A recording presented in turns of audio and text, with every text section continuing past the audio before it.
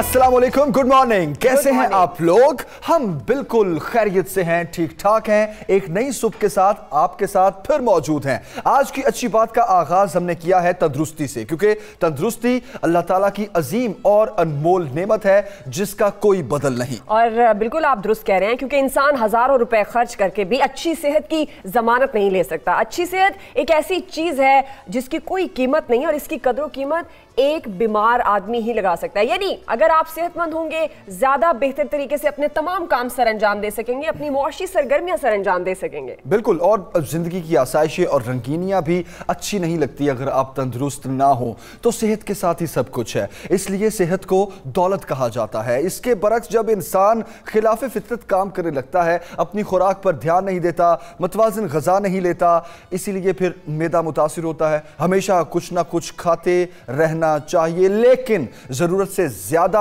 नहीं खाना चाहिए और जरूरत से ज्यादा मेहनत भी नहीं करनी चाहिए। आज़ा कमजोर होते हैं, इसलिए वर्जिश को, एक्सरसाइज को अपनी रूटीन का हिस्सा बनाएं। बिल्कुल, और जब आप हेल्दी रहेंगे, अच्छा खाना खाएंगे, एक्सरसाइज करेंगे, तो डेफिनेट आपकी हर सुबह, हर दोपहर, हर शाम हेल्दी होगी और आप अच्छे तरीके से अपनी लाइफ की एक्टिविटीज़ हैं उनको भी आप इंजॉय कर सकेंगे। तो आज सुबह सवेरे पाकिस्तान में हम आपके लिए बहुत कुछ लाए हैं। हम आपको बताएंगे कि आपको सेहतमंद रहने के लिए क्या क्या करना चाहिए, क्या क्या खाना चाहिए। हाँ। और इसके साथ साथ हम आपको ये भी बताएंगे कि अगर आप सेहतमंद, जाहिर है वही है जिसका चेहरा खूबसूरत है, जिसकी स्किन खूबसूरत है, और ख़वातीन के लिए खास तौर पर आज का शो बड़ा ही अहम है। मैं चाहूंगी कि जो बहनें हमें देख रही हैं, जो ख़वातीन हमें देख रही हैं, वो देखती रहें, कहीं मत जाएं, क्योंकि आज हम आपकी स्किन को लेकर बड़ी खास, बड़ी स्पेशल चीजें लेकर आए। यस, बिल्कुल, हम स्किन डिजीज पर बात करेंगे और खास तौर पर चेहरे की बात करेंगे। चेहरे को खूबसूरत बनाना, वैसे ये दुआ के मुंह से बातें अच्छी लगनी थी, मैं क्या बातें करता।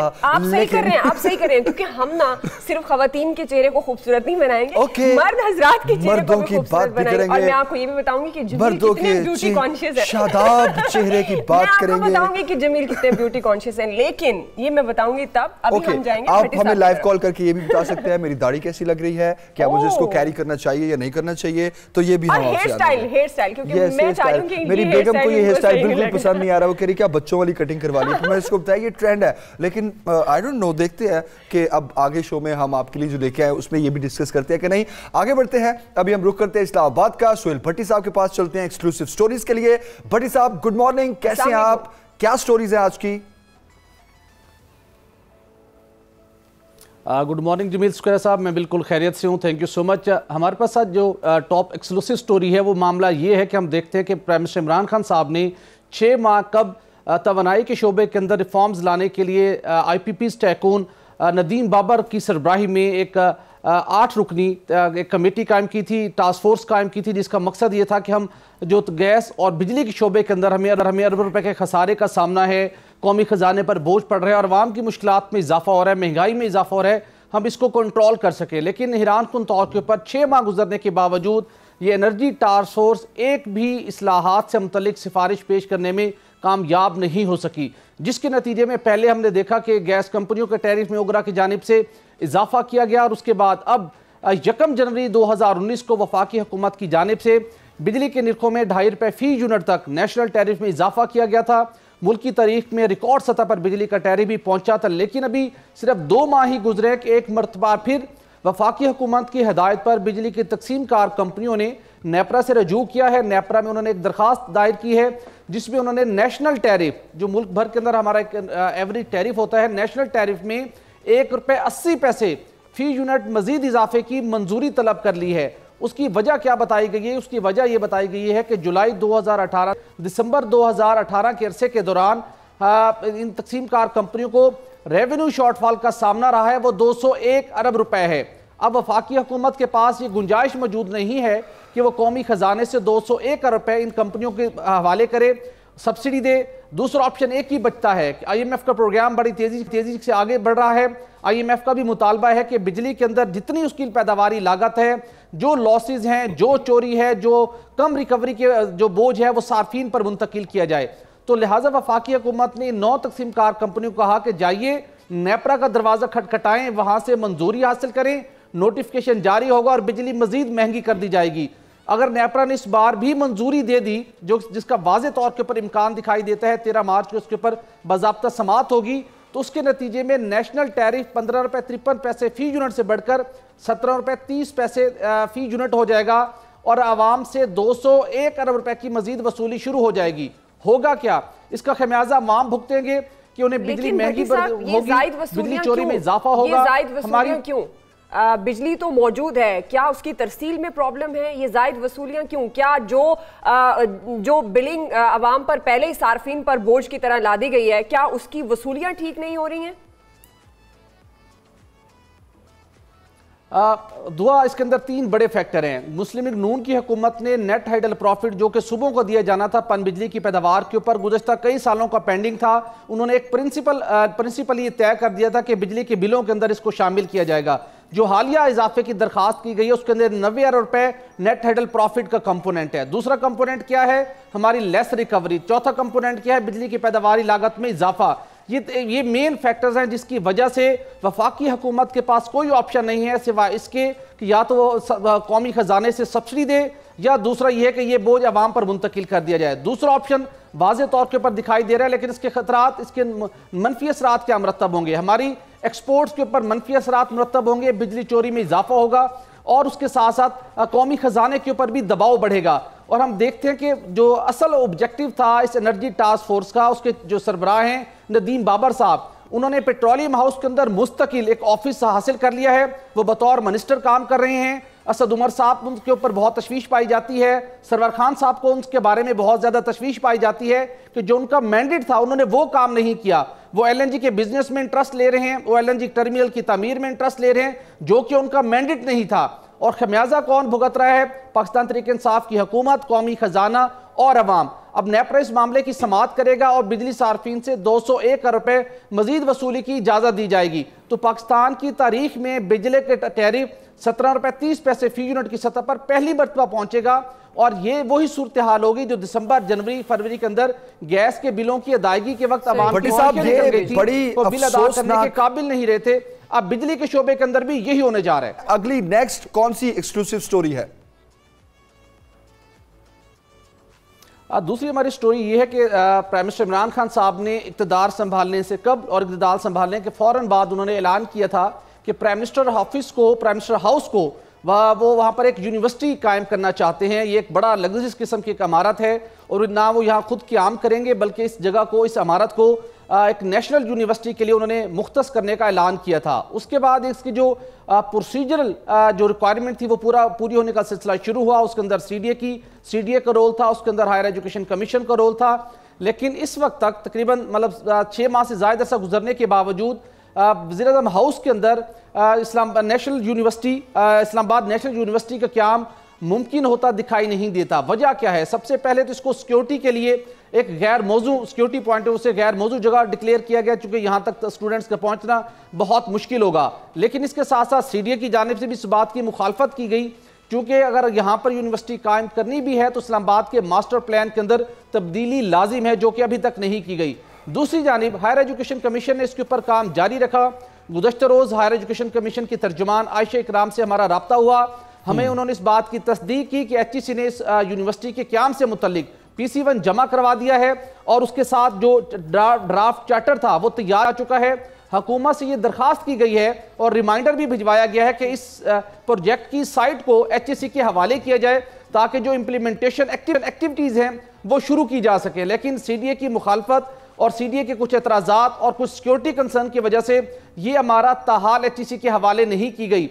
सीडीए की जानिब से भी एक नई प्रपोजल दी गई है कि वज़ीर-ए-आज़म हाउस से मुल्हिका जगह कुछ आधा किलोमीटर दूर एक जगह मौजूद है, वहां पर कुछ एक कैंपस कायम कर लिया जाए जहां पर रिसर्च की सरगर्मियां शुरू की जा सकती हैं। फुल फ्लैज यूनिवर्सिटी इस जगह के ऊपर रेड जोन के अंदर कायम नहीं की जा सकती। लेटेस्ट पोजीशन इसकी ये है। दूसरी जानिब इमरान खान साहब ने उस वक्त शायद उनका एक प्लान अच्छा था, लेकिन शायद उन्होंने मुशावरत किए बगैर ये अनाउंसमेंट कर दी थी, शायद कुछ जज्बात के अंदर आकर, लेकिन अब ये अमली तौर के ऊपर मुमकिन होता दिखाई नहीं दे रहा। उसके साथ अब लेटेस्ट दूसरा इसके अंदर मामला ये है कि गुज़श्ता रोज़ प्राइम मिनिस्टर की सरबराही में इस्लामाबाद के मास्टर प्लान में तब्दीली के हवाले से आला सतही इजलास मुनक्किद हुआ। प्राइम मिनिस्टर ने दोबारा हदायत की कि जब मास्टर प्लान पर नजर सानी की जा रही है, हेल्थ और एजुकेशन की एक्टिविटीज को फोकस किया जाए। लेकिन इस्लामाबाद नेशनल यूनिवर्सिटी का क़याम गुज़श्ता रोज़ के इजलास में ज़ेर बहस नहीं रहा। अमली तौर पर लगता है कि यह मनसूबा आगे बढ़ता दिखाई नहीं देता, अगरचे किसी की जानिब से तैयारी मुकम्मल की जा चुकी है। CDA ने कुछ तहफ़्फ़ुज़ात का इजहार, अब कुछ ऐसे ठोस तहफ़्फ़ुज़ात हैं जिसकी वजह से शायद यहाँ यूनिवर्सिटी ना बन सके। वैसे भी इस्लामाबाद के अंदर यूनिवर्सिटियों की कमी नहीं है, लेकिन उस वक्त का ऐलान था, कमिटमेंट थी कौम से, लेकिन अब ये लगता ही है कि कमिटमेंट पूरी नहीं हो सकेगी। जी ठीक है भट्टी साहब, ये फिर वही कहना पड़ेगा कि एक और ख्वाब जो पूरा नहीं हो सकेगा, जज्बाती ऐलान था, बिल्कुल वादा वफा ना हो पाया। और अभी भी जो आप बता रहे हैं मीटिंग्स हो रही हैं, लेकिन इस हिस्से को डिस्कस नहीं किया जा रहा कि PM हाउस में यूनिवर्सिटी का क़याम कैसे मुमकिन हो। सुहेल भट्टी साहब, बहुत शुक्रिया आपका।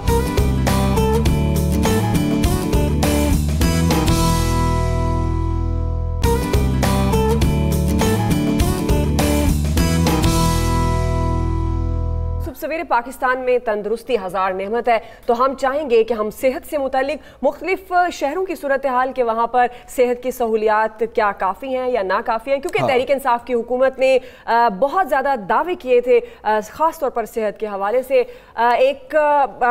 उनके मंशूर में उनके जो एजेंडा था पाकिस्तान तहरीक इंसाफ का, एक तालीम और एक सेहत। जी बिल्कुल, लेकिन कोई खातिर खा काम होता नजर नहीं आ रहा। लेकिन ग्राउंड पर क्या सूरत हाल है, ये हमारे नुमाइंदगान हमारे साथ हैं। बहावलपुर से अमजद अवान है हमारे साथ, पेशावर से रहीम यूसुफ जई हैं और कराची से इब्राहिम रिंद हमारे साथ। सबसे पहले क्यों ना कराची का ही रुख करते हैं। इब्राहिम, आपके पास आते हैं, बताइए क्या सूरत हाल है कराची की। जी देखें, बिल्कुल कराची में तकरीबन जो है वो 30 से ज्यादा बड़े टीचिंग अस्पताल है, जिसमें से 13 बड़े अस्पताल जो वो KMC के मातहत यहाँ पर काम कर रहे हैं, जबकि इसके अलावा जिना अस्पताल, कौमी इदारा ब्राहिम राज़ कल्ब और NHC अस्पताल जो वो 3 बड़े अस्पताल जो है वो वफाक से यहाँ पे सूबों को मुंतकिल हुए थे। लेकिन अब सुप्रीम कोर्ट के अहकामात के बाद ये तीनों अस्पताल वापस जो है वो फेडरल में चले जाएंगे, जबकि इसके अलावा जो महकमा सियासत सिंध के अस्पताल हैं उनकी तादाद भी तकरीबन 20 से ज़्यादा है, जहाँ जो कि टीचिंग अस्पताल है। लेकिन गुज़श्ता तकरीबन 8-10 साल से जो वो पीपल्स पार्टी की हुकूमत रही है, जबकि इससे कब जो है वो MQM की हुकूमत रही है, वजारत सेहत जो इनके पास रही है। लेकिन जो है अभी भी अगर देखा जाए तो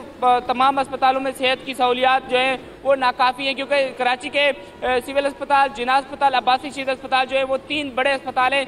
और अगर देखा जाए तो इसके अलावा 250 से ज़्यादा जो डिस्पेंसरी हैं, लेकिन मुख्तलिफ गुंजान आबाद इलाकों से लोग यहाँ पर वहाँ से रिफ़र होकर इन अस्पतालों में पहुँचते हैं। लेकिन अगर उन अस्पतालों को, उन डिस्पेंसरी को फ़ाल रखा जाए तो इतना दूर से यहाँ पे मरीजों को आना ना पड़े, क्योंकि सिर्फ जो 3 बड़े अस्पताल हैं यहाँ पर तमाम सहूलतें फराहम की जा रही हैं। लेकिन पीपल्स पार्टी अब देखते हैं कि क्या करती है इस हवाले से, क्योंकि मरीजों की तादाद जो है वो हर साल इसमें इजाफा होता जा रहा है। जबकि अगर बंद सेंटर की बात की जाए तो सूबे भर में तकरीबन 10 साल कब जो है वो 5 बंद सेंटर कायम करने का ऐलान किया गया था हुकूमत की जानिब से, लेकिन अभी तक जो है वहाँ पे 5 बंद सेंटर कायम नहीं किए जा सके। वहाँ पे सिर्फ जो है वो बुनियादें बनाई गई हैं, वहाँ पे जो ईंटें लगाकर वहाँ पे इफ्तिताह किया गया है, लेकिन वहाँ पे बंद सेंटर के भी सोच इसकी वजह से। लेकिन इब्राहिम ये कहिएगा, शहरों के लोग, इब्राहिम ये कहिएगा, बंद सेंटर की आपने बात की, बहुत से ऐसे प्रोजेक्ट्स हैं जो तातुल का शिकार हैं, अभी हम आवाम की नजरें देख रही हैं कि कब वो कंप्लीट होंगे। लेकिन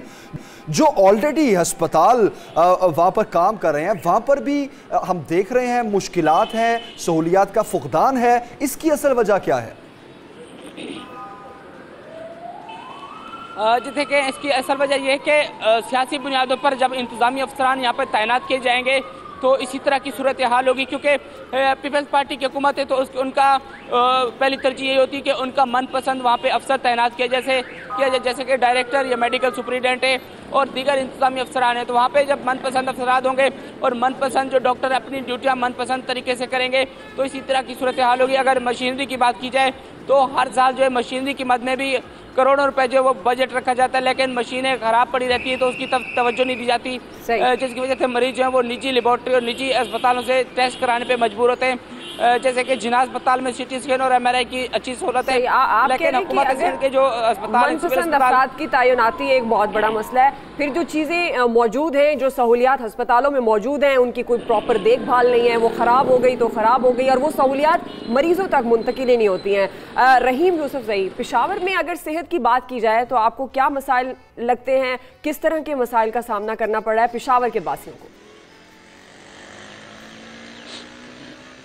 बिल्कुल, जिस तरह आपने कहा कि खैबर पख्तूनख्वा हुकूमत की पाकिस्तान तहरीक इंसाफ की जो शुरू दिन से ही मोटिव रहा कि एजुकेशन और हेल्थ को इन्होंने इमरजेंसी डिक्लेयर की थी। 2013 में जब इनकी हुकूमत आए तो उन्होंने सबसे पहले जो है वो हेल्थ पर काम करना शुरू कर दिया, उसमें इमरजेंसी डिक्लेयर की। लेकिन फिर 2015 में इन्होंने अस्पतालों को खुद मुख्तारी दी, मेडिकल टीचिंग इंस्टीट्यूशन एक्ट जो है इन्होंने लागू कर दिया ताकि आवाम को सहूलत मैसर हो। लेकिन बदकिस्मती से आज छठा साल जारी है इस खैबर पख्तूनख्वा में तहरीक इंसाफ हुकूमत का, लेकिन अभी भी अस्पतालों के अंदर अगर आप जाएं तो आपको ऐसी ऐसी कहानियां मिलेंगी कि आप खुद उनके साथ आपको उनके हालत में तरस आना शुरू हो जाएगा, क्योंकि सूरत हाल रोज बरोज यहाँ पे नागुफ्तबे होती जा रही है। नए नए तजर्बात तो किए जा रहे हैं, नए जितने भी अस्पताल यहाँ पे बने उनको खुद मुख्तारी दी गई है, उनके लिए बोर्ड ऑफ गवर्नर्स भी तैनात कर दिए गए, लेकिन इसके बावजूद आवाम को कोई फलाह है, आवाम को कोई रिलीफ नहीं मिल रहा। यहाँ पे अगर ये मैं आपको ये बता दूं कि खैबर पख्तूनख्वा का जो दारुल हुकूमत है पेशावर में सबसे ज्यादा मरीजों की तादाद यहाँ पे आती है। आपके जो जिले अस्पताल है वहाँ पर किसी किस्म की सहूलियात नहीं है, वहाँ पे ना तो सिटी स्कैन की जा रही है, ना वहाँ पे MRI की कोई सिस्टम मौजूद है, ना वहाँ पे डॉक्टर होते हैं दोपहर 2-3 बजे के बाद, ना वहाँ पे इमरजेंसी में आपको कोई मिलता है। तो इस वजह से यहाँ जो जिली अस्पताल है वहां से सिर्फ और सिर्फ मरीज को अगर मामूली सी भी उनको भी कोई तकलीफ हो तो उनको रेफर किया जाता है पेशावर में, तो सारा बोझ पड़ता है पेशावर में। इस वक्त जहां पे मैं मौजूद हूँ ये खैबर पख्तूनख्वा का सबसे बड़ा और तदरीसी अस्पताल है, लेडी रीडिंग अस्पताल। इस अस्पताल की अगर मैं बात करूं तो यहाँ पे दिन के वक्त सिर्फ इमरजेंसी में 4 से 5 हजार मरीज आते हैं और OPD आम दीगर यहाँ पे अगर कुल मरीजों की तादाद की बात करें तो 8 से 10 हजार मरीज रोजाना यहाँ पे आते हैं। लेकिन इनके होता क्या है, ना तो यहाँ पे उनको मुकर्ररा जो है वक्त में उनको इंटरटेन किया जाता है, ना उनको बर वक्त भी इमदाद मुहैया की जाती है। सूरत हाल यहाँ तक आ जाती है कि अगर आपको दिल के अर्जे में मुब्तला हो और आप यहाँ पे इसी अस्पताल में आए, क्योंकि वाहिद ये अस्पताल है जहाँ पे कार्डियोवास्कुलर का जो एक पूरा जो वार्ड यहाँ पे कायम है, तो आपको 1 साल से लेकर 2 साल तक आपको टाइम दे दिया जाता है ताकि उसके बाद आपकी बारी आएगी और आपके दिल की सर्जरी आपकी आएगी। इसके अलावा बड़ा हॉस्पिटल है ये और ये सूरत हाल है। छठा साल है ये PTI की गवर्नमेंट का पेशावर में, और बड़े बुलंदोबाग दावे किए जाते हैं PTI की जानिब से कि जाके देखें, हमारा पुलिस कल्चर देखें, हमारे अस्पतालों पे लगा पैसा देखें। लेकिन हमारे रिपोर्टर क्या बता रहे हैं कि यहाँ पर 4 से 5 हजार मरीज रोजाना इमरजेंसी का रुख करते हैं, लेकिन यहाँ पर भी मुश्किलात चाह रहे हैं, वो सहूलियात का फुकदान है। ठीक है, अभी हम ब्रेक पे जाते हैं, ब्रेक के बाद वापस आएंगे, बहावलपुर की सूरत हाल पर भी बात करेंगे। लेकिन आपने कहीं नहीं जाना, देखते रहिएगा सब सवेरे पाकिस्तान।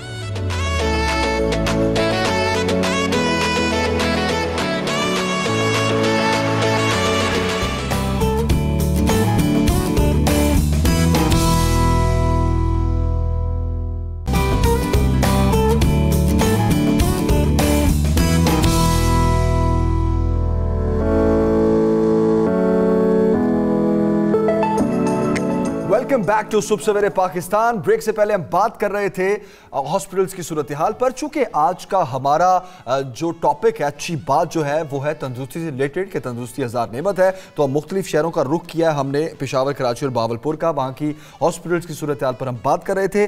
अमजद अवान आपके पास आते हैं, अब बहावलपुर में क्या सूरत हाल है अस्पतालों की? क्या वहाँ पर भी यही सूरत हाल है कि सहूलियात का फुकदान है, फंड्स नहीं है, कोई चेक एंड बैलेंस नहीं है?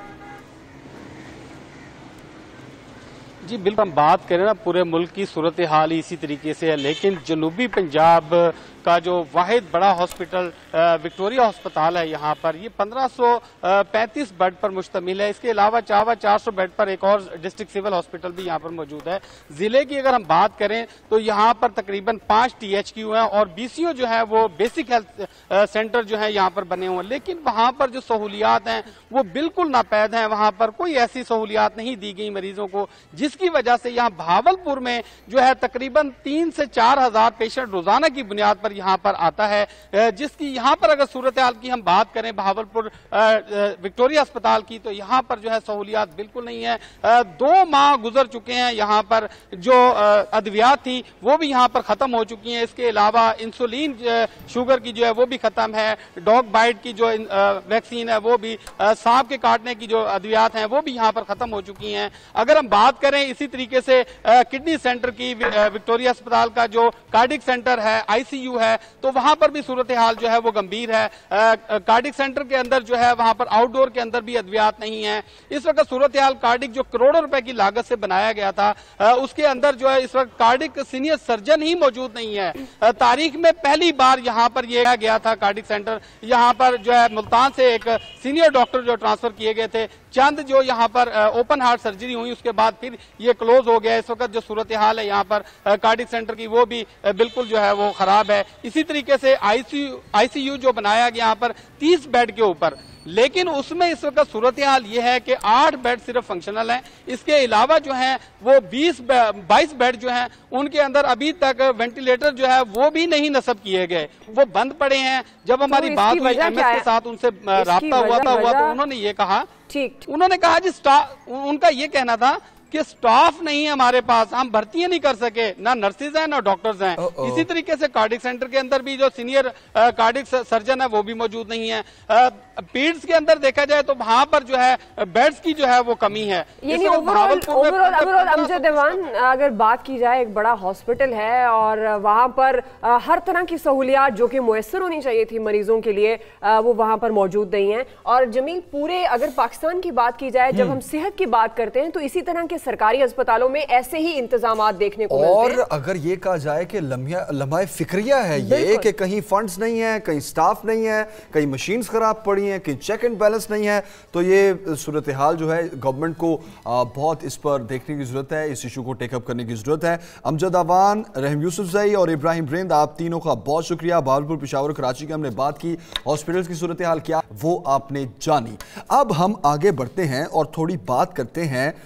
कल एक बड़ी इंपॉर्टेंट खबर सामने आई कि भारत और इस्राइल मिलकर पाकिस्तान पर हमला करना चाहते थे, तहम इंटेलिजेंस इत्तलात की बुनियाद पर इस हमले को नाकाम बना दिया गया। जहाँ ये इंकशाफ हुआ है, ये जो हालिया कशीदगी है पाक भारत के दरमियान, ये इसराइली गठजोड़ का इंकशाफ। और हुकूमती ज़राए के मुताबिक बहुत से ऐसे मंसूबे जिसका पहले से इल्म हुआ पाकिस्तान को और उन्हें इन्फॉर्म किया गया और कहा गया कि अगर आप ऐसा कुछ करेंगे तो हम भी इसका रद्द अमल देंगे। और यह मकबूल जान साहब, सीनियर तज्ज़ियाकार, हमारे साथ मौजूद हैं। वेलकम टू सुबह सवेरे पाकिस्तान। और या मकबूल जान साहब, ये हालिया कशीदगी के दौरान जो पाक भारत ताल्लुकात खराब होते नजर आ रहे हैं, इसराइली गठजोड़ का इंकशाफ हुआ है, ये इस तमाम तर मामलात में और ये सब इसराइल कहां से आ गया? देखिए, पाकिस्तान ने पहली दफा खुल के इसराइल का नाम लिया है, वरना अक्सर औकात होता यह था कि इंटेलिजेंस एजेंसी की तक रहता था या बाकी चीजों पर, और इल्म उनको सब था कि इसराइल जो है ये कर रहा है। उसकी एक बुनियादी वजह यह है कि इसराइल एक ऐसा मुल्क है जो कि गुज़श्ता तकरीबन 70 साल से इस दुनिया के ऊपर, जिसके बारे में कायद आज़म ने पहला फिक्रा बोला था और अब बोला गया। कायद आज़म ने कहा था Israel is a bastard child of Europe. Israel जो है ये यूरोप का नाजायज बच्चा है। अब वो मुल्क दुनिया में, उसकी एक बुनियादी वजह है, इसराइल जो है वहां पर लोग जो हैं वहां जो आबाद हुए हैं वो एक रेगिस्तान में आके आबाद हुए हैं, और पेरिस छोड़ के, लंदन छोड़ के, यूरोप छोड़ के, कैलिफोर्निया छोड़ के, न्यूयॉर्क छोड़ के आए हैं, जहां उनको बस बड़े बड़े कारोबार थे, जहां वो बड़े बड़े सरमायादार थे। आए थे इसलिए आए हैं कि उनके मजहब ने उनको बताया है कि इस दुनिया में एक दिन तुम्हारी एक आलमी बादशाहत कायम होगी और तुम पूरी खित्ते में इसको शिकस्त दे के यहाँ पर मुसलमानों की को खत्म करके इस इलाके के अंदर तुम हजरत दाऊद अलैहिस्सलाम के तख्त से रूल करोगे दुनिया के ऊपर। इसके अंदर जो सबसे बड़ी रुकावट उनको नजर आती है मुसलमान उम्मा में, वो पाकिस्तान का एटमी प्रोग्राम और पाकिस्तान का मुल्क है। पाकिस्तान से बराह रास्त वो कॉन्फ्लिक्ट ले नहीं सकते, किसी तौर पर वो तो दूर हैं, फिर दरमियान में शाम आता है, इराक आता है, ईरान आता है, और फिर पाकिस्तान के साथ सबसे बड़ी बात यह है कि पाकिस्तान अगर न्यूक्लियर प्रोग्राम पे हमला करते हैं या कुछ करते हैं तो पाकिस्तान का एक मिसाइल यहाँ से बैठ के उनको हिट अगर वो कर सकता है तो इजराइल पूरे का पूरा तबाह हो जाता है। इसके लिए उन्होंने भारत का इंतखाब किया हुआ है और भारत को वो तमाम तर सपोर्ट देते हैं। आपको याद होगा कि बॉम्बे अटैक के अंदर भी उनका एक बहुत बड़ा हेडक्वार्टर जो था उसको हिट किया गया था। उस जमाने में जो लोग वहां पर पाकिस्तान इंडिया के वहां पर मौजूद थे जिन्होंने वहां ये काम किया। तो असल मसला ये है कि इजराइल को वो, और उसमें एक और भी है ना, सबसे बड़ी बात यह है कि अमेरिका भी इसके अंदर शामिल है, जिसका नाम नहीं दिया गया कि एक बहुत बड़ी ताकत और उसमें शामिल है। जाहिर बात है इजराइल जो है अमेरिका का दूसरा नाम है। लेकिन औरिया साहब जरा मेरी थोड़ी रहनुमाई करें, थोड़ी तस्सीह करें, क्या ऐसा ही है, ऐसा ही समझा जाए इन मौजूदा हालात में? देखें, आज चुनाव होने जा रहा है, इलेक्शन होने जा रहे हैं भारत में, ये तो एक फैक्टर नजर आ रहा है कि मोदी एक बार फिर एंटी पाकिस्तान कार्ड यूज करना चाहता है। लेकिन जहां तक सीपैक का मामला है, आइंदा आने वाले कुछ सालों में हम देख रहे हैं सीपैक का मंसूबा जब पूरा हो जाएगा, पाकिस्तान अपने पैरों पर खड़ा हो जाएगा, मईशत बहुत बेहतर हो जाएगी, तो ये सबसे बड़ा पेट दर्द है भारत के पेट में, और उसी के लिए ये अब उससे पहले एक छोटी सी जंग छेड़ दे, हालात कशीदा कर दे, क्या ऐसा ही है? देखिए, इस जंग के 3-4 मकसद हैं। पहला मकसद ये है कि खुद बड़ी ताकतें जो हैं वो सिर्फ सीपैक से डर रही। वो उसने आज से 8 साल पहले कहा था कि we are not complacent enough that we should not think the threats of Indian and Chinese economy. हमें इंडिया और चाइनीज इकोनॉमी दोनों से डर लगता है, and Indian economy is more a threat to us because Indian education system is well in place. हमें India की economy से डर लगता है, इसलिए लगता है उसका एजुकेशन सिस्टम जो हमसे मैच खाता है, मिलता जुलता है, वेल इन प्लेस है। तो एक तो यह है कि जंग अगर छिड़ेगी तो चाइना के मफादात पे जद पड़ेगी, चाइना के मफादात पे जद पड़ेगी तो किसी न किसी तरीके से चीन और रूस को बीच में आना पड़ेगा।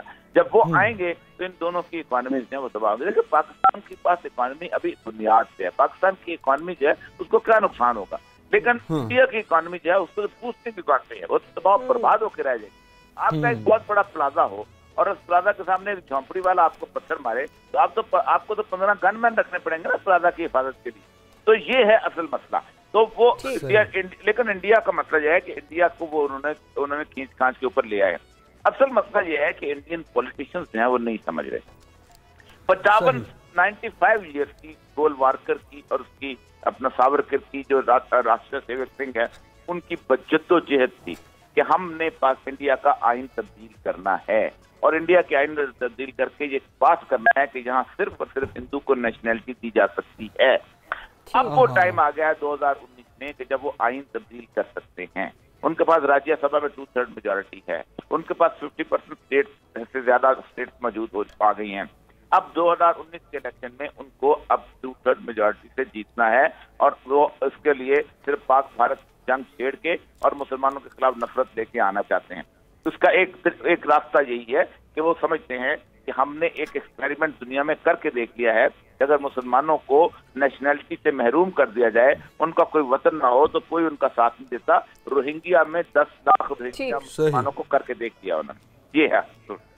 बिल्कुल बिल्कुल, आप दुरुस्त कह रहे हैं कि कोई एक मकसद नहीं कहा जा सकता हालिया कशीदगी का। ये नहीं कहा जा सकता कि सिर्फ इलेक्शन ईयर है तो इसलिए इंडिया ऐसा कर रहा है। बहुत से मकासद हैं, जिस तरह से औरिया साहब भी कह रहे थे। बहुत शुक्रिया औरिया साहब आपके वक्त के लिए। डेफिनेट अब आने वाले दिनों में अंदाज़ा होगा कि पाक भारत ताल्लुकात किस नहज पर जाते हैं और कहाँ तक जाते हैं, क्योंकि पाकिस्तान तो हमेशा से अमन और मुज़ाकरात की बात करता है, लेकिन चूंकि आज हम भी किसी न किसी तरह से रिलेट कर रहे हैं। आप अगर पुरसुकून रहते हैं और तो आपकी जो सेहत है वो बहुत अच्छी रहती है, आप स्ट्रेस में नहीं आते हैं, इसलिए हमने कहा कि तंदुरुस्ती हज़ार नेमत है। आप मुझे ऐसे देख रहे हैं क्योंकि मैं अभी पूछती हूँ लोगों से कि आपका ये जो नया गेटअप है ये कैसा लग रहा है। लेकिन चूंकि हम आपको पहले ही बता चुके हैं कि इंसानी जिस्म का बहुत ज़रूरी हिस्सा होता है जिसको हम जिल्द कहते हैं, स्किन, चाहे वो फेस की स्किन हो या पूरी बॉडी की स्किन हो। और ख़ासतौर पर फेस जो है वो बहुत ज़्यादा इफेक्ट होता है जब मौसम तब्दील होता है, वो गर्मियाँ आए या सर्दियाँ, और जब बहुत ज़्यादा ड्राइनेस होती है, पिंपल्स बन जाते हैं। ये सिर्फ ख़वातीन का मसला नहीं है, मर्द हजरात भी बेचारे इस परेशानी से दो चार बिल्कुल होते हैं। और हमारी आज की कोशिश ये है कि हम स्किन पर बात करें, स्किन डिजीज पर बात करें, और आप कुछ पूछना चाहें, आपका कुछ सवाल हो, आप हमें लाइव कॉल कर सकते हैं, अपना मसला बता सकते हैं, उसका हल पूछ सकते हैं। और इसके अलावा हमारी आज की इस सेगमेंट की कोशिश ये भी है कि स्किन की, जिस तरह दुआ ने बात की है कि जो चेहरे की स्किन है वो सबसे ज्यादा इंपॉर्टेंट पार्ट है हमारी बॉडी का, सबसे पहले नजरी चेहरे पर जाती है, तो उसकी स्किन को कैसे शादाब रखा जाए, खूबसूरत रखा जाए, बीमारियों से बचा जाए, पिंपल से बचा जाए।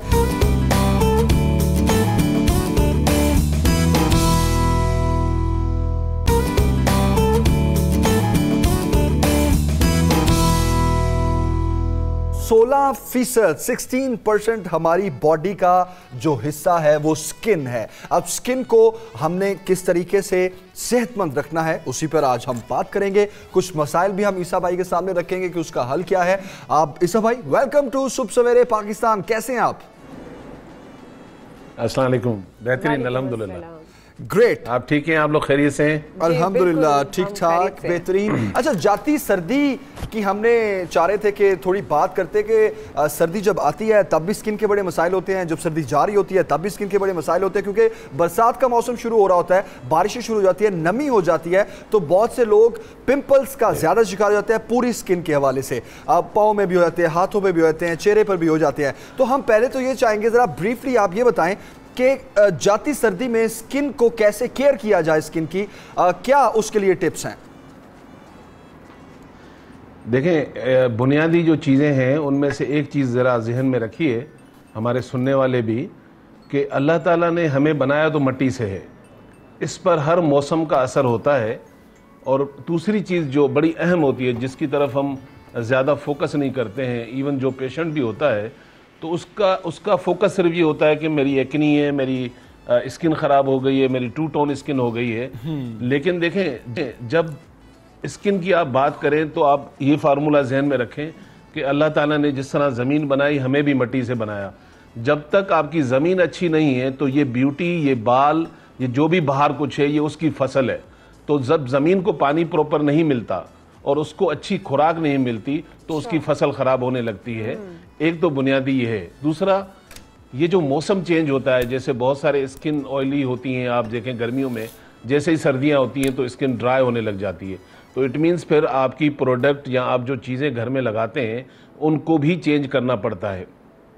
ख़ास तौर पे सर्दियों में पानी अच्छा नहीं लगता लोगों को, लेकिन एक एज के हिसाब से पानी का इनटेक होना भी ज़रूरी है।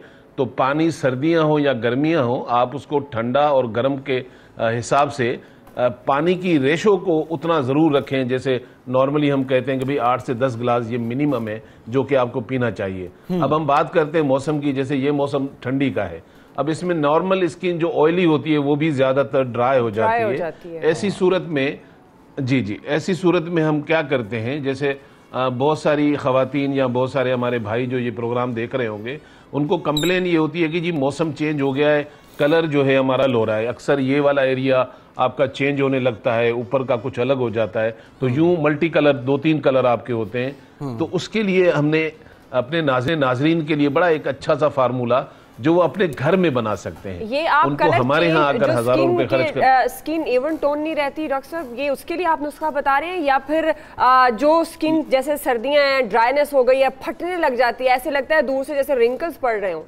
ये उसके लिए नुस्खा है, जरा ये बता दीजिए। जी, मैं टू टोन स्किन के लिए भी बता रहा हूँ, और जो स्किन ड्राई हो जाती है मैं उसके लिए भी बता रहा हूँ। ठीक, यानी कि जो सर्दियों में ड्राई हो जाती है, इवन कुछ स्किन ऐसी होती है जिस पर हर चीज़ नहीं लगाई जाती, बड़ी हसास होती है, वो ट्रिगर हो जाती है। अक्सर आपने देखा होगा बहुत सारी ऐसी बहनें होती हैं, वो जब किचन में जाती हैं तो हीट उनको डायरेक्ट फेस पे लगती है, या धूप में खड़ी हो जाए तो थोड़ा सा उनका चेहरा रेड होने लगता है।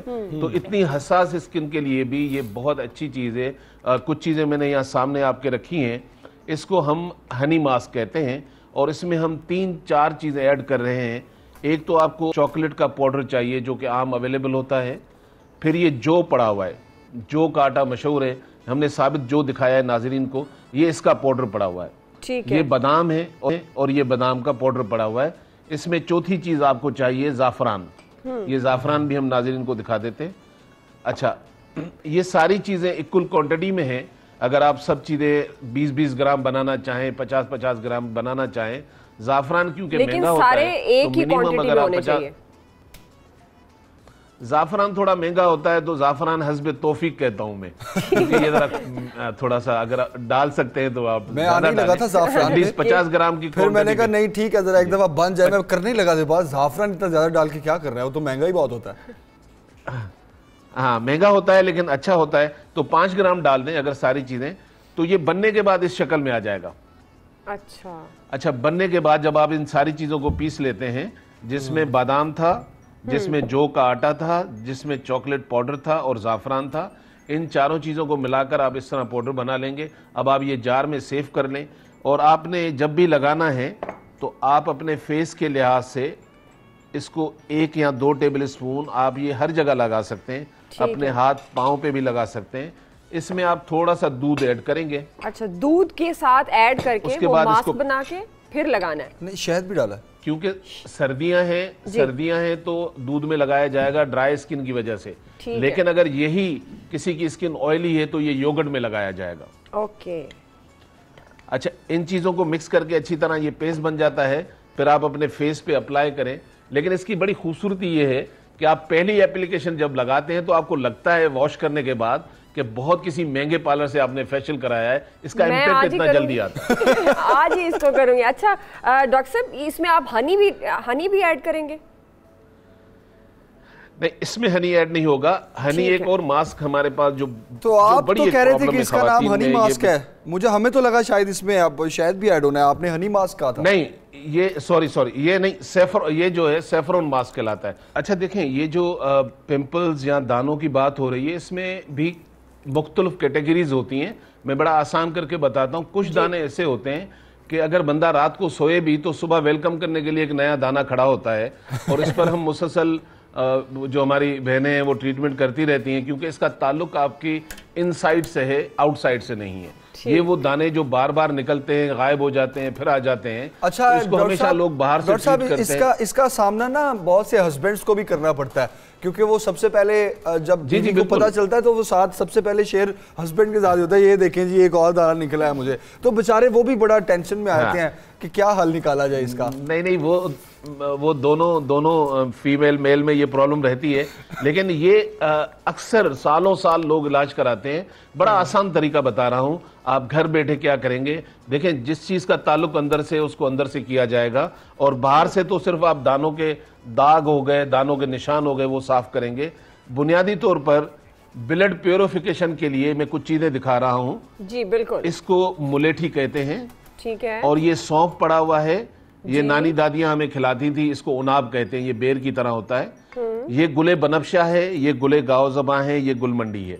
अगर यहाँ पड़ी हुई चीजों पर नजर डालें तो मैं दोबारा रिपीट करता हूँ, गुलमंडी आप उठाइए 20 ग्राम जी, हाँ जी, गुलमंडी 20 ग्राम उठाइए, गुले बनफशा 20 ग्राम उठाइए, गुले गाओ 20 ग्राम उठाइए, सौंफ 20 ग्राम उठाइए, मुलेठी 20 ग्राम उठाइए, और उनाब 20 ग्राम उठाएं। जब इन सारी चीजों को आप मिलाकर पाउडर बना लेंगे तो ये यानी कि थोड़ा सा अगर मोटा कूट लें तो ये चाय फॉर्म में आ जाएगा। जैसे ये मैंने बना के रखा है पहले से, ये ऐसा लग रहा है जैसे कोई चाय की पत्ती है। इसको हम हर्बल टी कहते हैं।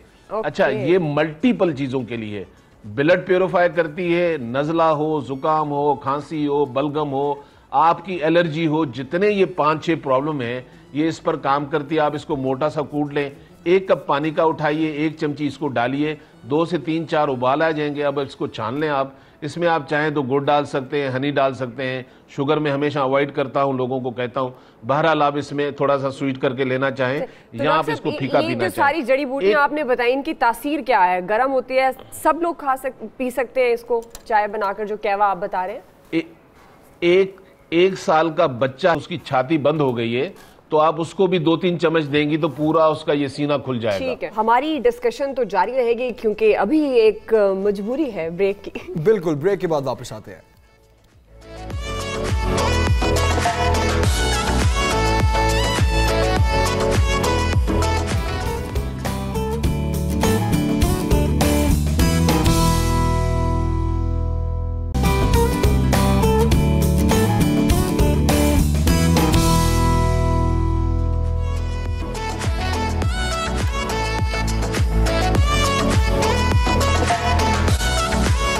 वेलकम बैक नाज़रीन। ब्रेक से पहले जैसे कि हम बात कर रहे थे, डॉक्टर ईसा साहब हमारे साथ मौजूद हैं और 2 कॉलर्स भी हमारे साथ आए जिन्होंने पिंपल्स का कहा, तो डॉक्टर साहब ने एक बड़ा अच्छा कहवा बताया। डॉक्टर साहब अगेन, क्या पिंपल्स के लिए ये कहवा काफ़ी है जो हर्बल टी आपने बताई है?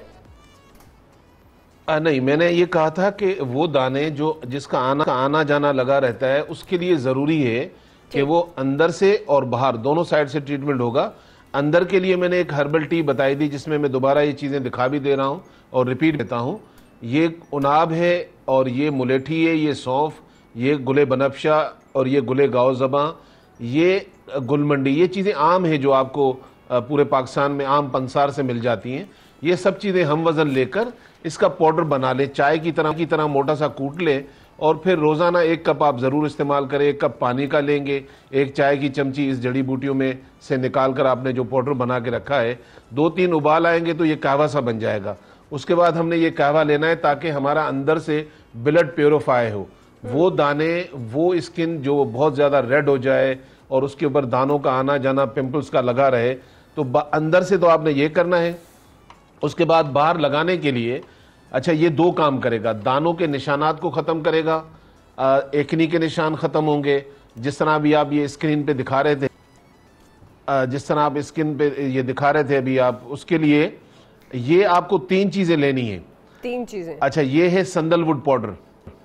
संदलवुड पाउडर भी मार्केट में आम अवेलेबल है। ये संदलवुड जो लकड़ियां हैं, इससे ये पाउडर बनता है।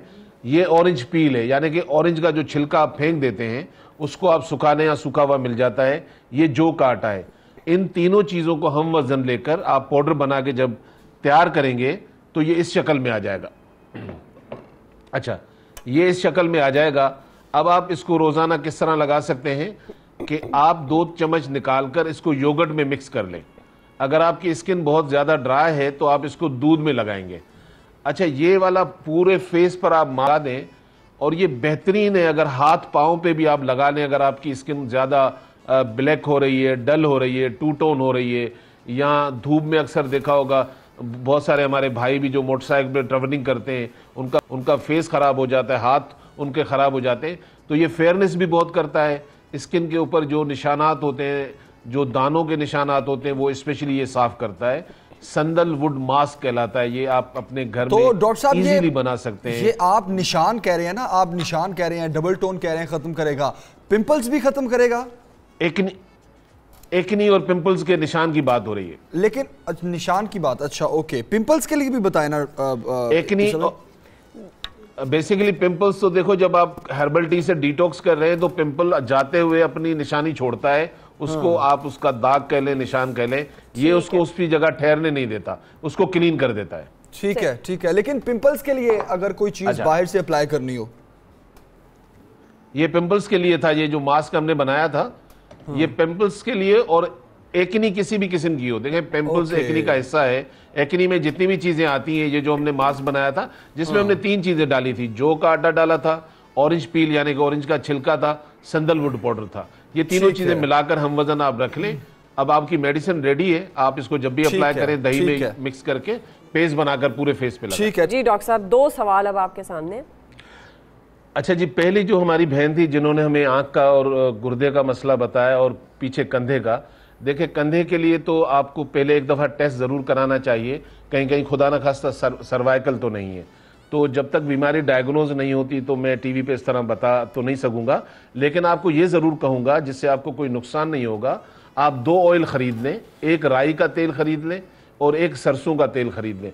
दोनों को हम वज़न लेकर मिक्स कर लें और अब आप पीछे जो सर्वाइकल का एरिया है इस पर बिल्कुल लाइट हैंड से मसाज करें। इसको प्रेस करने की ज़रूरत नहीं है, हल्का हल्का सा मसाज करके 5-7 मिनट, फिर आप ऊपर कपड़ा डाल दें ताकि अगर कोई स्वेलिंग है, कोई पट्टों में खिंचाव है तो वो अल्लाह ताला ने चाहा आपका रिलीव होगा। दूसरा आपने जो गुर्दे का बताया, आजकल बड़ा अच्छा मौसम है, गाजर लाल आई हुई है। 1 गिलास यानी कि आपने जो है पानी का समझ लें कि 1 गिलास जो मैं आपको दिखा रहा हूं, 3 हिस्से आपने गाजर का जूस लेना है और 1 हिस्सा मूली का जूस निकालना है। 3 हिस्से गाजर, 1 हिस्सा मूली का, इसको मिक्स कर ले।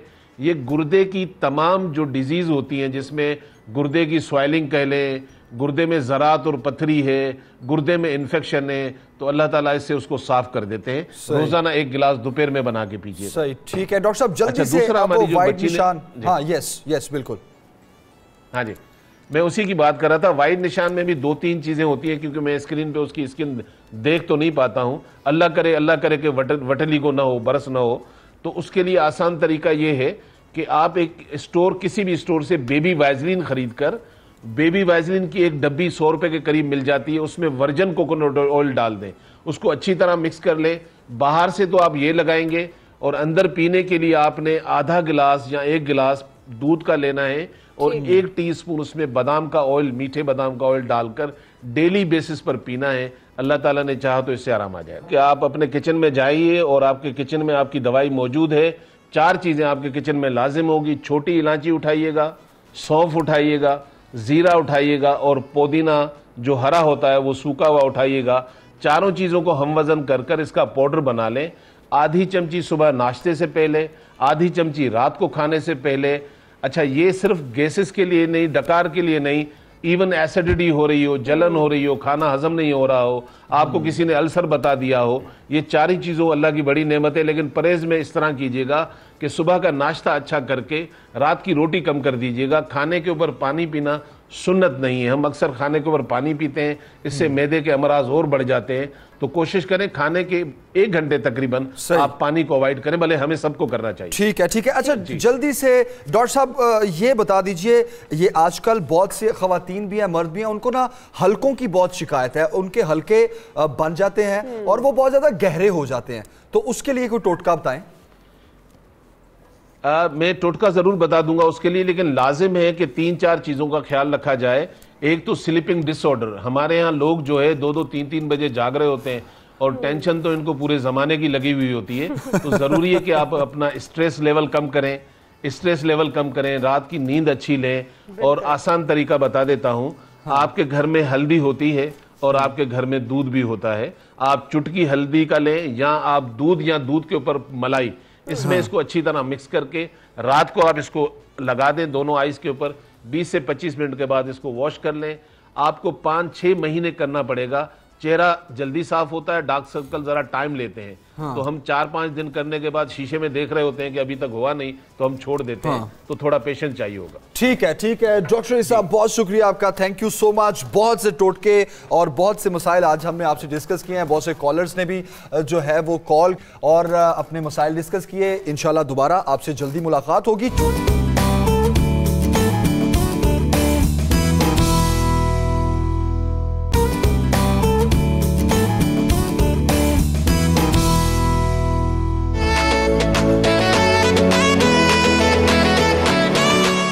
हाँ जनाब, तो आज बात हो रही है स्किन की और डॉक्टर ईसा हमारे साथ थे। अभी हमें ज्वाइन किया है डॉक्टर अमिला जावेद ने, इस्लामाबाद से, डर्मेटोलॉजिस्ट हैं आप। Doctor Amila, thank you so much for joining us on सुबह सवेरे पाकिस्तान। स्किन की बात हो रही है, बहुत से मसाइल, बहुत चीदा मसाइल हैं स्किन के, जिस पे पिंपल्स हैं, डार्क सर्कल्स हैं। ख़ासतौर पर अब जाती सर्दी में स्किन ड्राई हो जाएगी, रिंकल्स आ जाएंगे, क्रैक्स आ जाएंगे, तो इस पे हम चाह रहे हैं ज़रा आपसे डिस्कशन की जाए। बिल्कुल जी, आपने बिल्कुल सही कहा है कि जो अभी आपने एक छोटा सा प्रीव्यू भी दिखाया है, जिसके अंदर आपने बताया कि एनवायरमेंटल फैक्टर्स और जो आपके जो जीन्स हैं वो बहुत बड़ा रोल प्ले करते हैं आपकी एजिंग ऑफ स्किन के ऊपर, और स्किन के ऊपर जो मुख्तलिफ़ किस्म के असरात आ रहे होते हैं जो हम एजिंग के साथ रिलेट कर रहे होते हैं। बट उसके अंदर मेन रोल जो है वो एनवायरनमेंट का होता है और आपके जीन्स का होता है। और डेफिनेटली आपने अपनी अगर स्किन का ख्याल रखना है और अपनी हैबिट्स अच्छी रखनी है, डाइटरी हैबिट्स, अपनी रूटीन अच्छी रखनी है, और छोटी सी भी अगर प्रॉब्लम है उसको फ़ौरन से पहले एड्रेस कर लेना है, तो वो आप चीज़ उसको बढ़ने से रोक सकते हैं और आप उसको बहुत आसानी से केटर भी कर सकते हैं।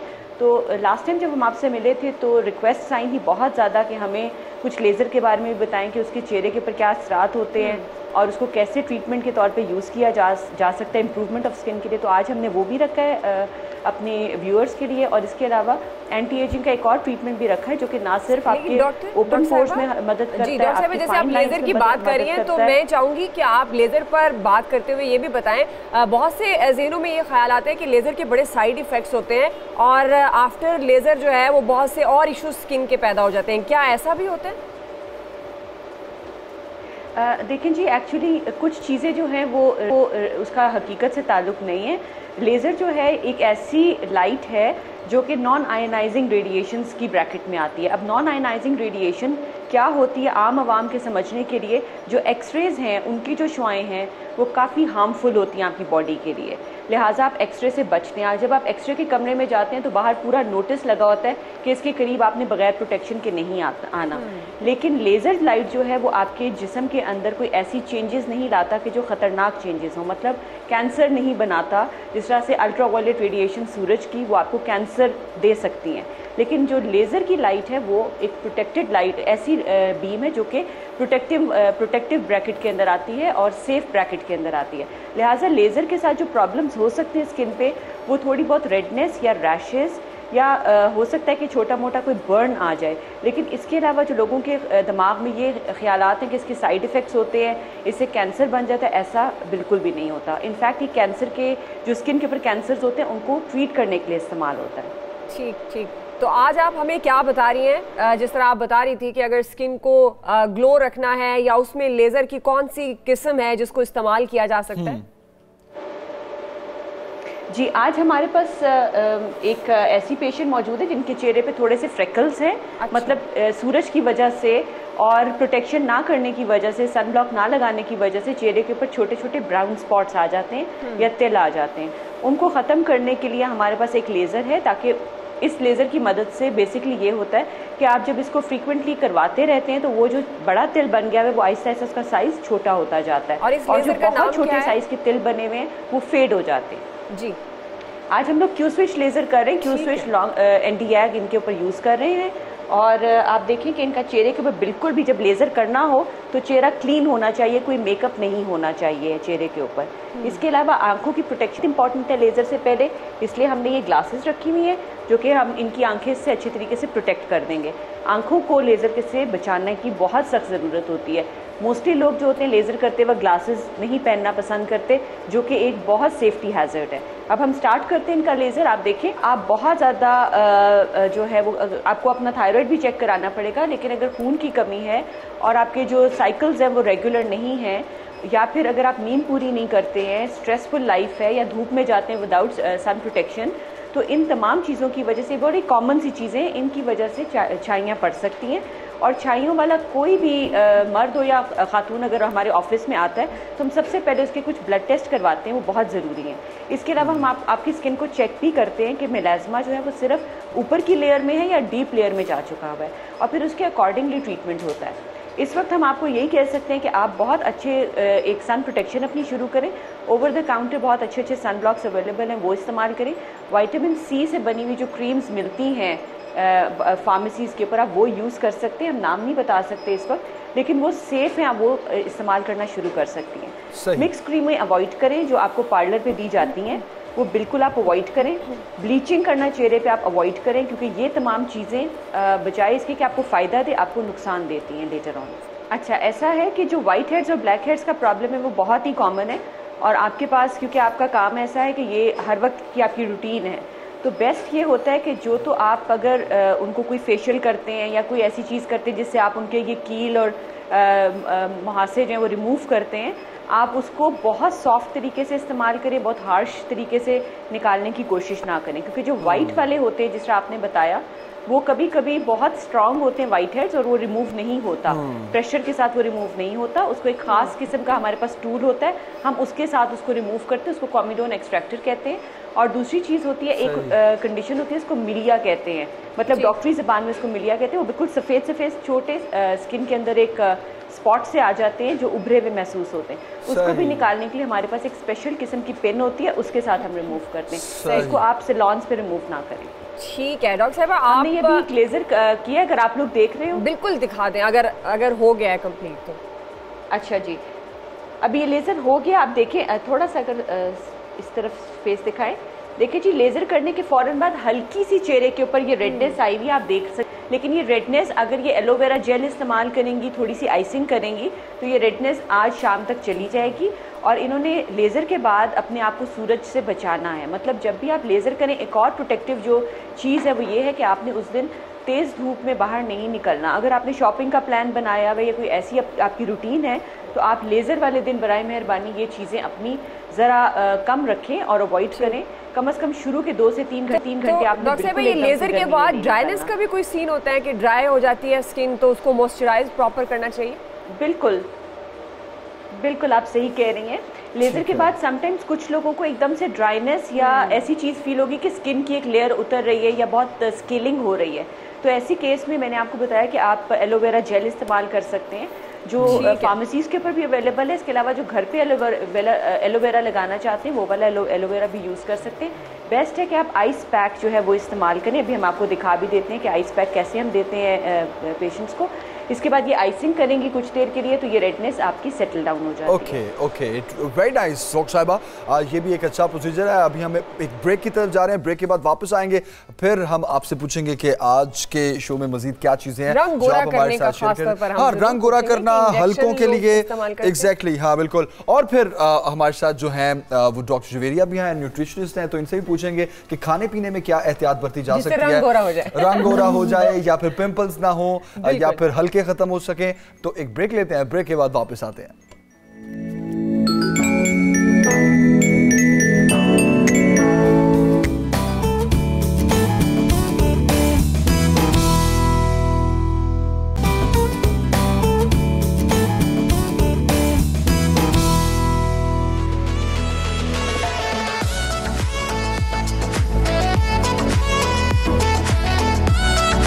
वेलकम बैक, एक बार फिर आपको खुशामदीद कहेंगे। बात हो रही है स्किन की, और खास तौर पर अभी जाती सर्दी जो स्किन को डैमेज करती है, खास तौर पे इसमें रिंकल्स हैं, क्रैक्स आ जाते हैं, ड्राइनेस बहुत ज़्यादा हो जाती है। अच्छा, अभी हम डॉक्टर जवेरिया डिस्कस करें हम पिंपल्स को, लाइक एक्नीज हो जाती हैं, उसके अलावा अभी हमें एक ट्रीटमेंट करके दिखाया डॉक्टर साहिबा ने, जिसमें मुंह पे निशान आ जाते हैं, बहुत से हमें कॉल्स भी आ रही हैं मलाजमा के हवाले से और ये सारा।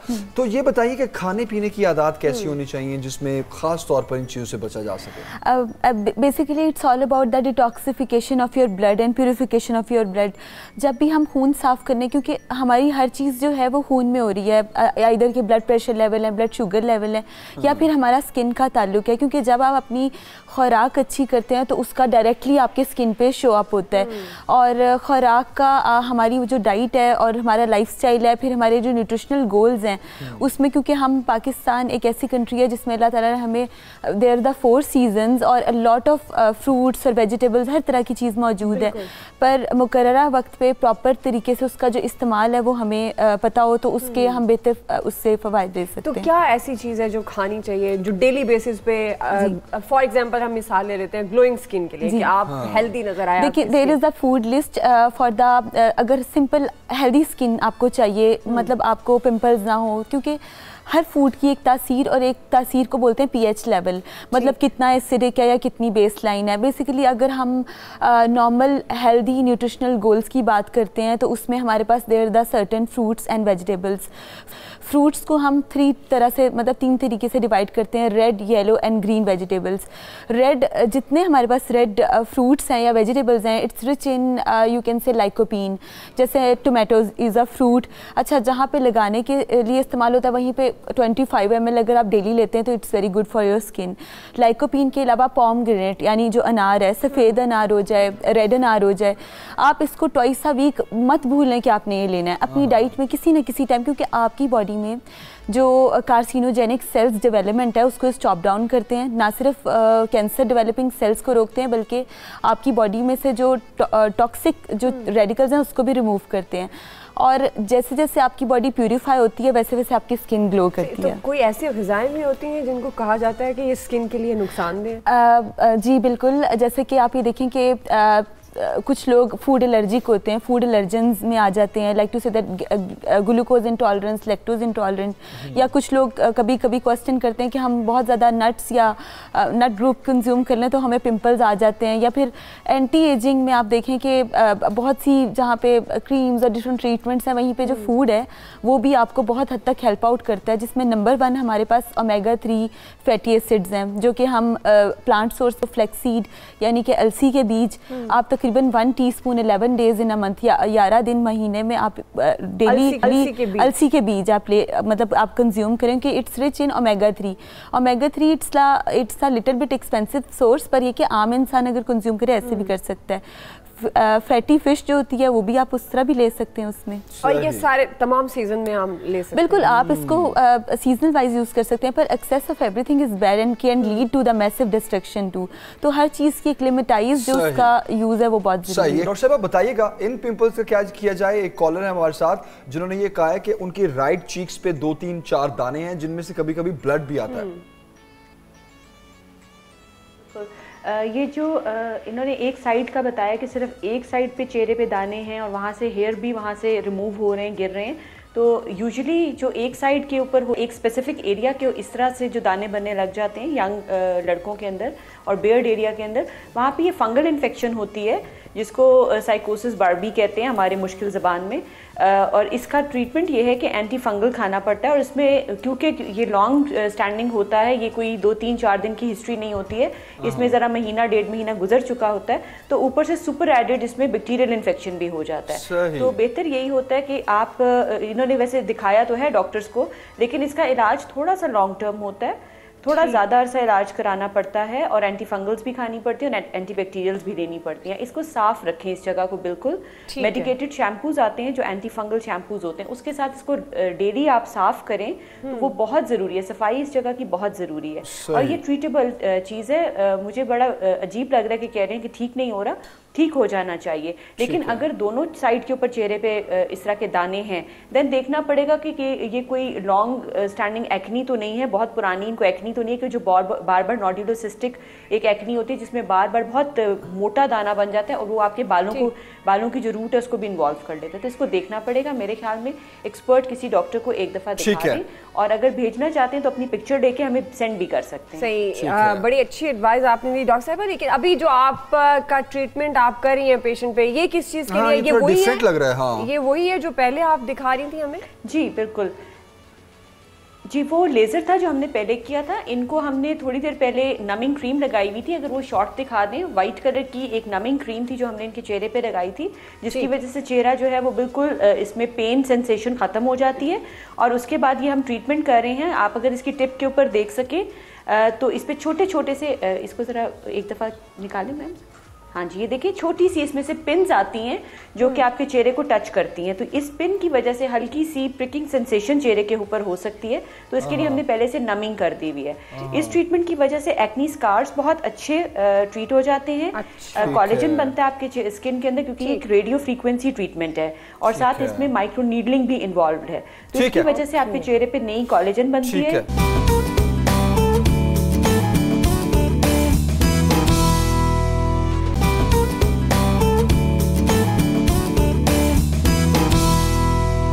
जी डॉक्टर साहिबा।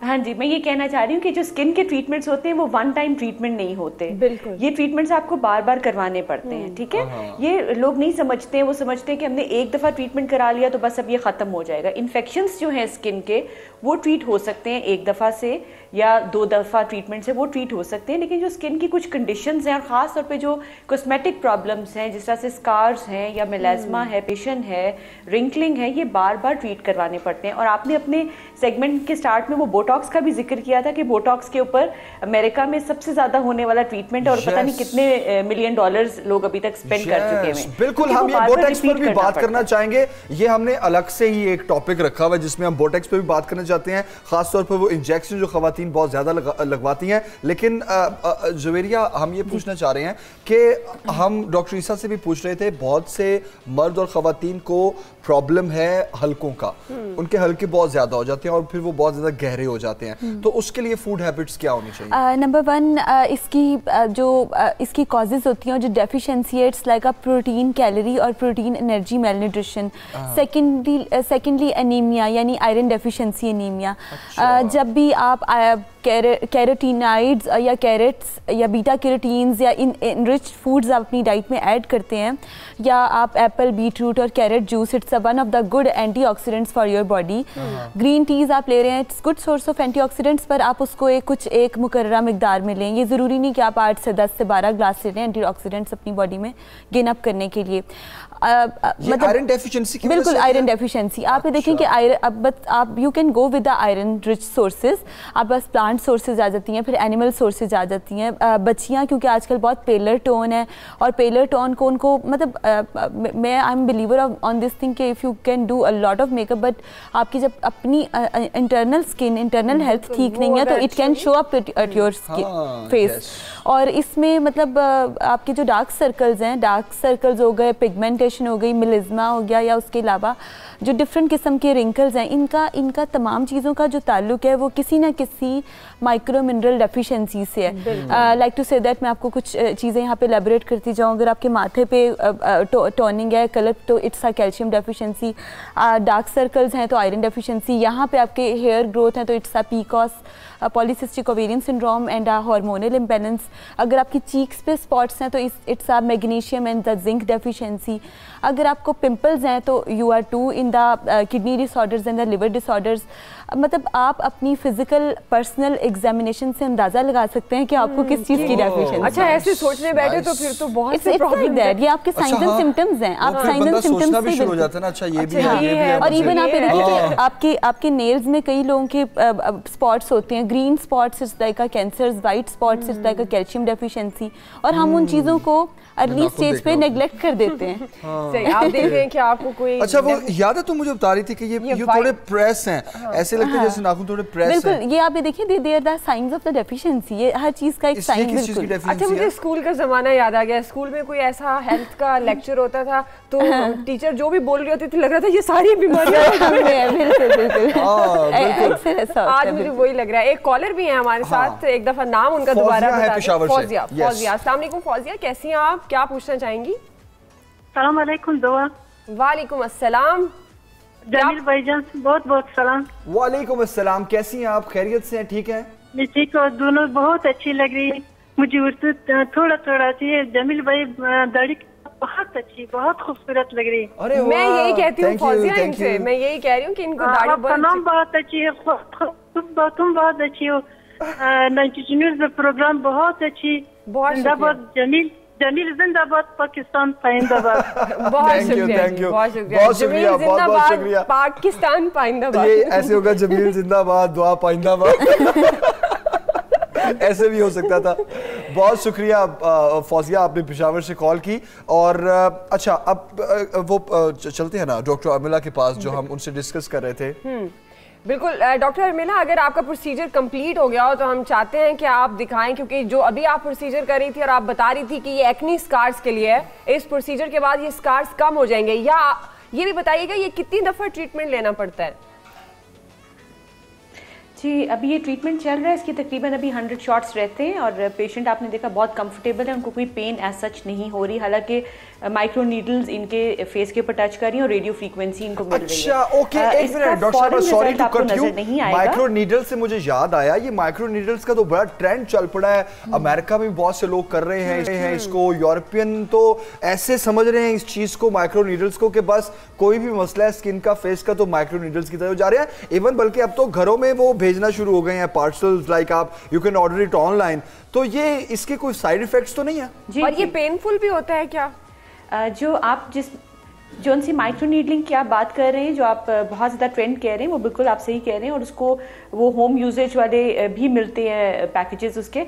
वो बेसिकली उसमें डर्मा रोलर होता है, जो कि बिल्कुल एक सिंपल सा रोलर होता है और आप अपने चेहरे के ऊपर उसको रोल कर सकते हैं और कोई भी सीरम अप्लाई कर सकते हैं। वो तो बहुत सेफ प्रोसीजर है और अगर आप उसको बहुत एग्रेसिवली नहीं करते हैं घर पे तो वो आपको कोई डैमेज नहीं देता। लेकिन बहुत हर रोज़ नहीं करना चाहिए, कम से कम 2 हफ्ते के ब्रेक के साथ करना चाहिए, क्योंकि इसमें छोटी छोटी पिन्स हैं जिन्होंने आपके स्किन के ऊपर माइक्रो इंजरीज करनी है, छोटी छोटी सी प्रिक्स करनी है, और उस प्रिक के जरिए से जो भी आपने सिरम लगाना है आपकी स्किन में वो जल्दी से डिलीवर हो जाएगा। एंड सेकेंडली, जितनी भी छोटी छोटी इंजरी होगी जब वो हील करेगी तो वहाँ कॉलेजन बनेगा।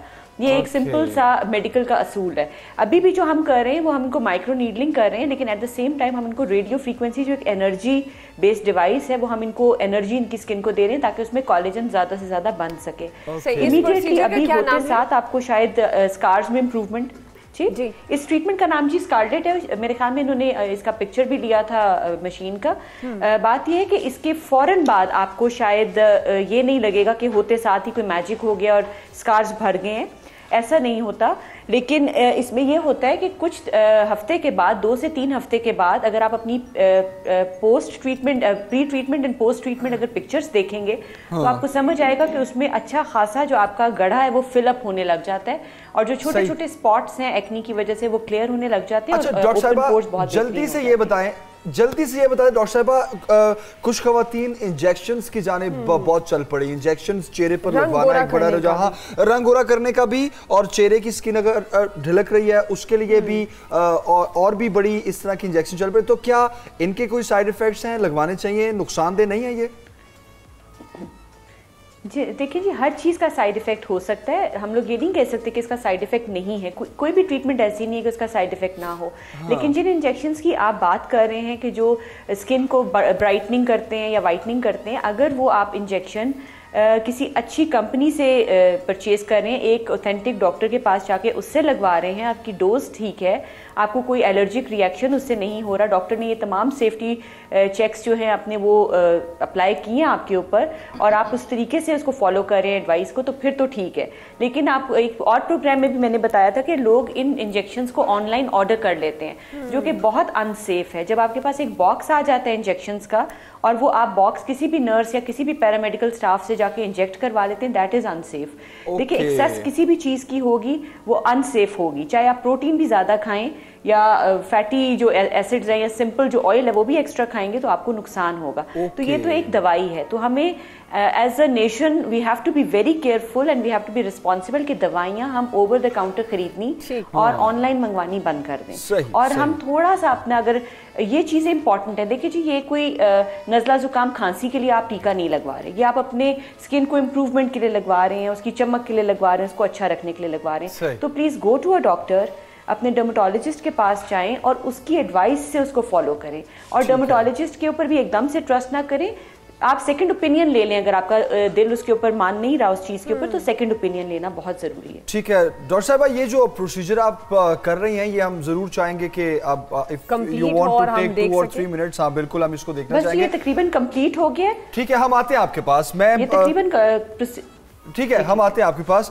अच्छा, हम जो ये बात कर रहे हैं, इसकी जो स्किन लाइक लूज हो जाती है, ढलक जाती है, खवातीन जो है वो इंजेक्शन लगवाती हैं, कुछ खवातीन फेयरनेस के लिए भी लगवाती हैं, कुछ झुर्रियों के लिए लगवाती हैं, तो कोई फूड, कोई ईटिंग हैबिट्स ऐसी हुई हैं? जी, यहाँ पे मैं तकरीबन 2 पॉइंट्स मेंशन करना चाहूँगी जो बहुत बेसिक और मेन है, हर सोशो इकोनॉमिक लेवल से ताल्लुक़ रखने वाला इंसान इसको कर सकता है।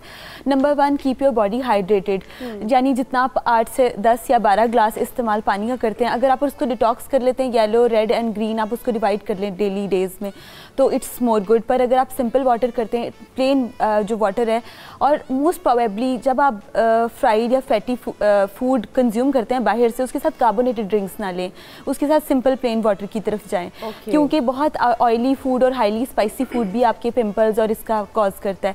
सेकेंडली, यहाँ पे बताती जाऊँ कि it's named with the glutathione, जिसको इंजेक्शंस का नाम ग्लूटाथायोन है, और I am going to tell about it कि what is the glutathione rich food sources, कि हम खुराक से ग्लूटाथायोन कैसे ले सकते हैं।